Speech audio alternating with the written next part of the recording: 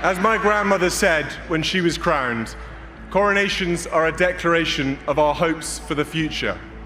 And I know she's up there, fondly keeping an eye on us, and she'll be a very proud mother.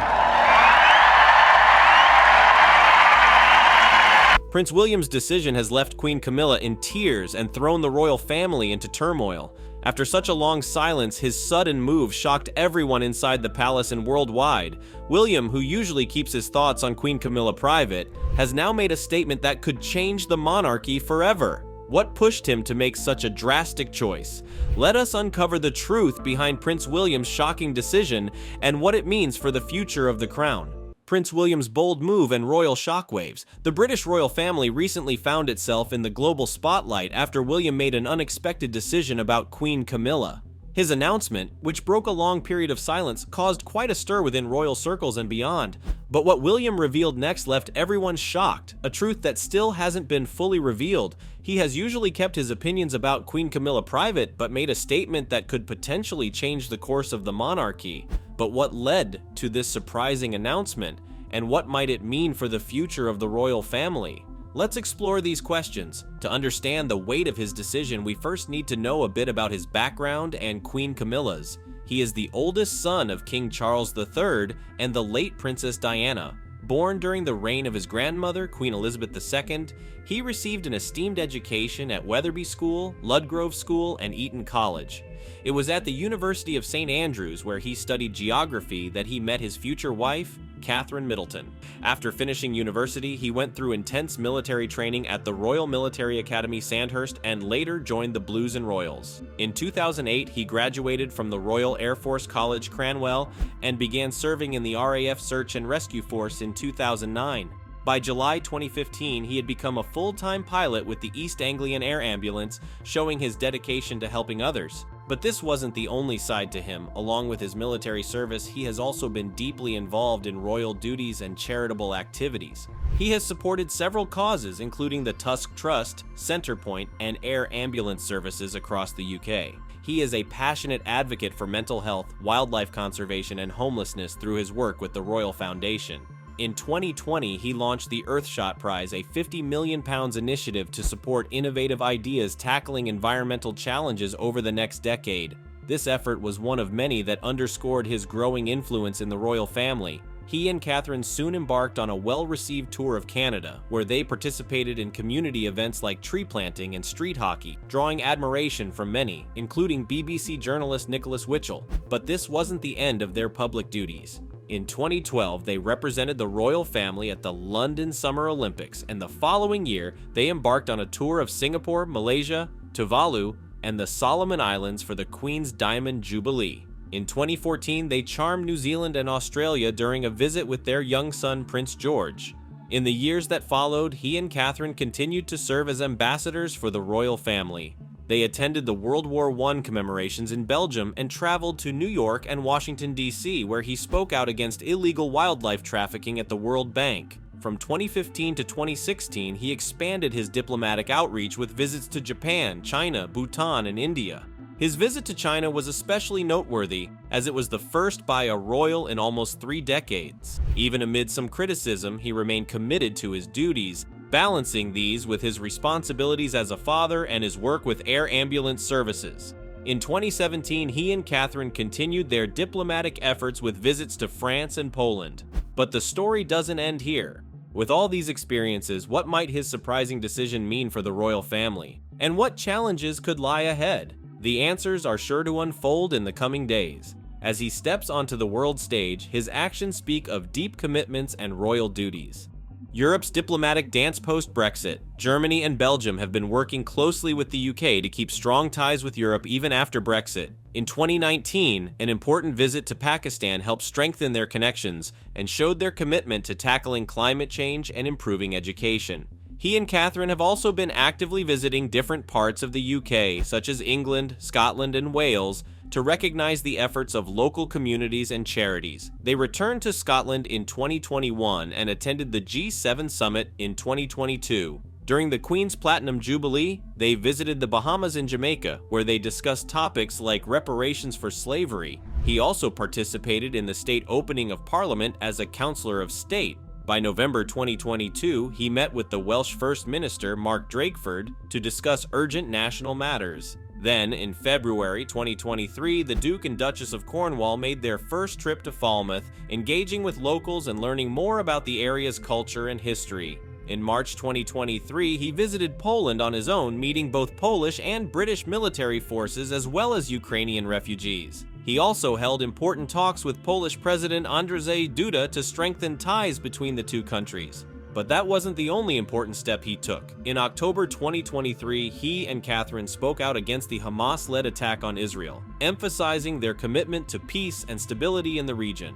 By February 2024, he visited the British Red Cross headquarters, meeting aid workers and urging for an end to the violence in the Israel-Gaza conflict, stressing the need for urgent humanitarian help. Later, he chose not to attend a Thanksgiving service for his godfather, Constantine II of Greece, due to personal reasons. However, he continued his efforts by visiting the Western Marble Arch Synagogue, where he spoke against the rise of anti-Semitism and the humanitarian crisis in the Middle East, showing his dedication to fostering understanding across different communities. Queen Camilla, Duchess of Cornwall, spent her early years in East Sussex and South Kensington, England. Even though her first marriage ended, her bond with Prince Charles grew stronger over time.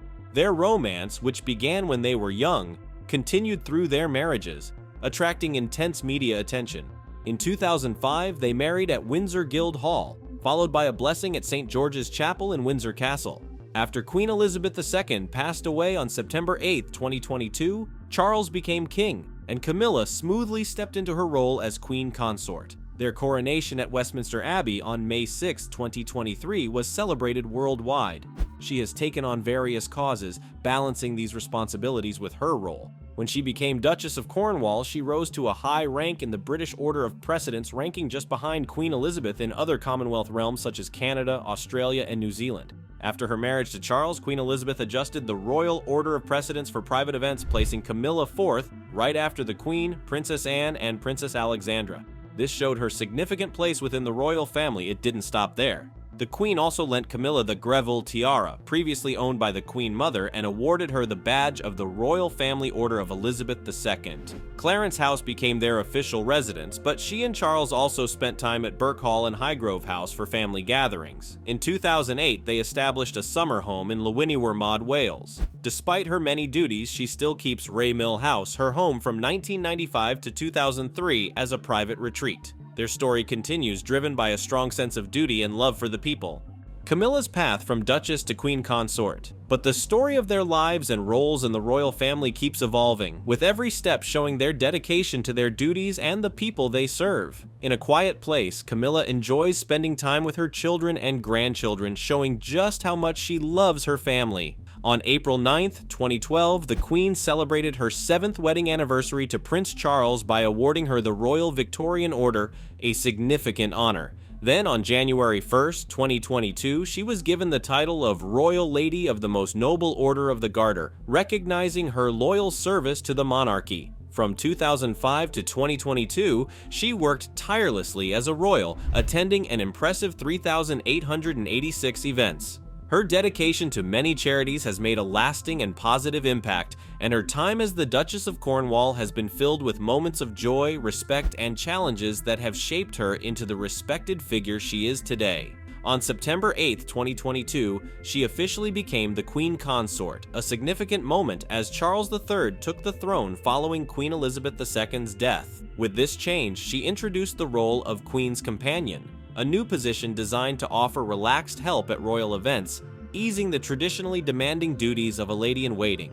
On July 5th, she joined Charles at the National Service of Thanksgiving at St. Giles's Cathedral, where he received the honours of Scotland. Notably, she chose not to take a parliamentary pension, deciding instead to have her activities funded through the sovereign grant, showing her commitment to a modern and sustainable approach to her royal responsibilities. Royal commentator Hilary Fordwich shared insights into how the relationship between William and the Queen has evolved, starting with a lot of tension. Today, their relationship is built on mutual respect and appreciation for their roles in the royal family. Fordwich pointed out that she has a calming influence on King Charles, and William values the joy she brings to his father's life. Even though she was once blamed for William's parents' marital problems, she remained calm during their early interactions, and over time their meetings have been marked by respect because she chose not to interfere in William's personal life. But this wasn't the end of the story.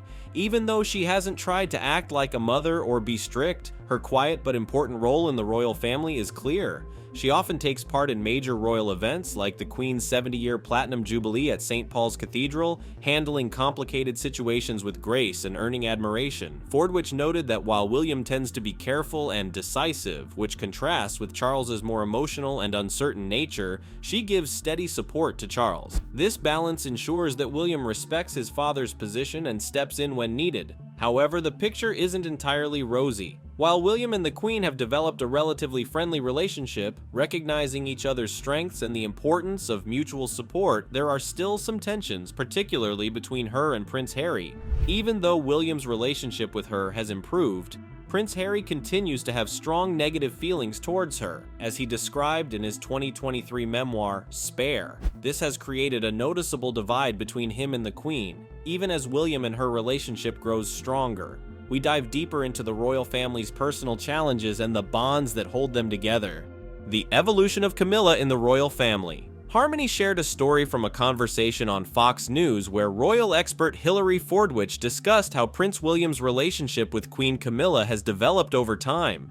At first, William didn't have a great opinion of Camilla, but things changed as he saw how serious she was about her royal duties. Both of them went through tough times supporting their spouses during serious illnesses, which helped them bond. Over time, William started to appreciate how much happiness Camilla brought to his father, King Charles III. Even though their relationship had a rocky start, they've come to respect each other and value what they both bring to the family. Hilary Fordwich pointed out that Camilla has become a comforting presence for King Charles, and William admires how positively she affects his father's well-being. This change in their relationship comes after an author, Christopher Anderson, shared a story about William and Camilla's first meeting, which was quite awkward.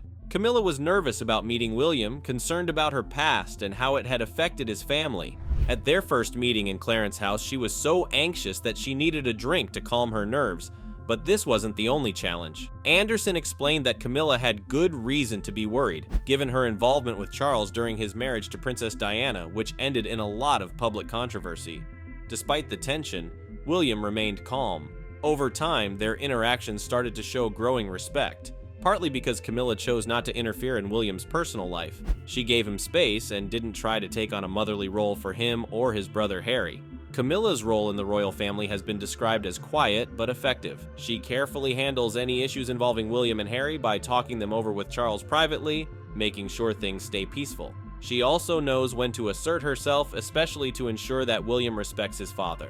British broadcaster Helen Ward has also talked about the sometimes difficult relationship between William and Charles, who have very different styles of leadership. But even here, Camilla has been a steady, supportive figure at important events like the Queen's 70-year Platinum Jubilee service.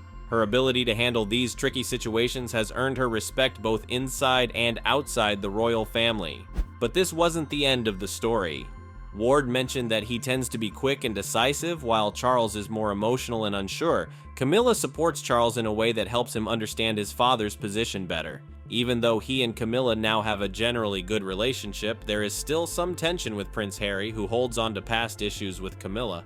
In his 2023 memoir, Spare, Harry shared his frustrations, which continue to affect his relationship with her, even as they have grown closer. Despite the progress, the relationship between Camilla and Harry remains strained. Initially, both brothers were cautious around her, their feelings influenced by their loyalty to their mother. They found it hard to trust her, especially after learning she had shared stories with the press. However, while these issues with Harry remain, he and Camilla have found common ground, partly thanks to Kate's influence. Kate has always been warm and kind to her, which helped him see her in a more positive light. Both the Prince and Princess of Wales appreciate Camilla's straightforward and down-to-earth nature, which they feel makes Charles more approachable and brings a sense of normalcy to the royal family. Past and future merge, highlighting the family's evolving roles and relationships.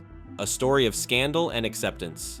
During a weekend break from his boarding school, the 17-year-old met the woman who would later become his stepmother.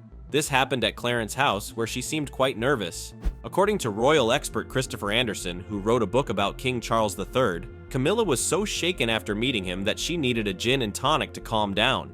Before they officially met, Camilla had already been a controversial figure in his and his younger brother Harry's lives. She was known as the woman their father Charles had an affair with while he was still married to their mother, Princess Diana. Camilla herself was also previously married to Andrew Parker Bowles. After both marriages ended in divorce, and after Princess Diana's tragic death in August 1997, Charles and Camilla began openly dating and eventually announced their relationship to the public. Over the years, the relationship between Camilla, now 77, and him, now 42, has gone through many ups and downs but has slowly become friendlier. Earlier this summer, news came out that he decided to remove Camilla's sister, Annabel Elliot, from her job on the Duchy of Cornwall's staff, where she had worked for nearly 20 years as Charles's chief interior designer.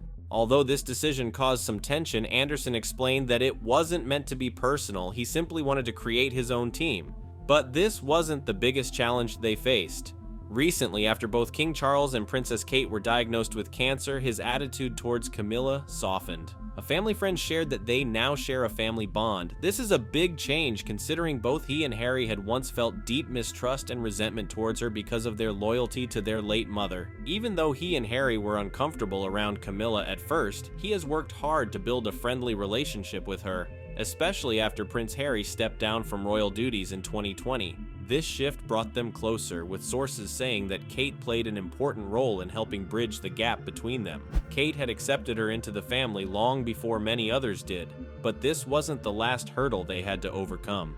Both he and Kate have come to appreciate her down-to-earth personality, valuing the sense of normalcy she brings to King Charles, similar to Kate's influence. However, Anderson noted that at first she did not support his choice to date Kate, feeling that she didn't meet the aristocratic standards for marriage in their circle. History has since proven her wrong, as he and Kate are happily married with 3 children, long after their wedding in 2011. Meanwhile, the story behind the British national anthem, God Save the King, is also quite fascinating. Charles Dion's historical account tells how the anthem gained popularity in September 1745 during a time of strong national pride as Charles Edward Stuart, known as the Young Pretender, marched into England. This spurred a wave of patriotic feelings throughout London.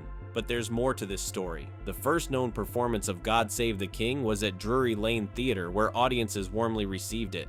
It quickly became a symbol of loyalty to the monarchy and spread to other theaters in cities like Bath. The melody itself has a deep history, tracing back through several centuries, from medieval chants to compositions by famous musicians like John Bull and Henry Purcell. Despite debates over its exact origins, by the 18th century, the anthem was firmly established as a unifying song, often played during royal events and public celebrations. What do you think? Was God Save the King truly inspired by earlier compositions, or is its origin something else entirely? Like, comment, and subscribe for more.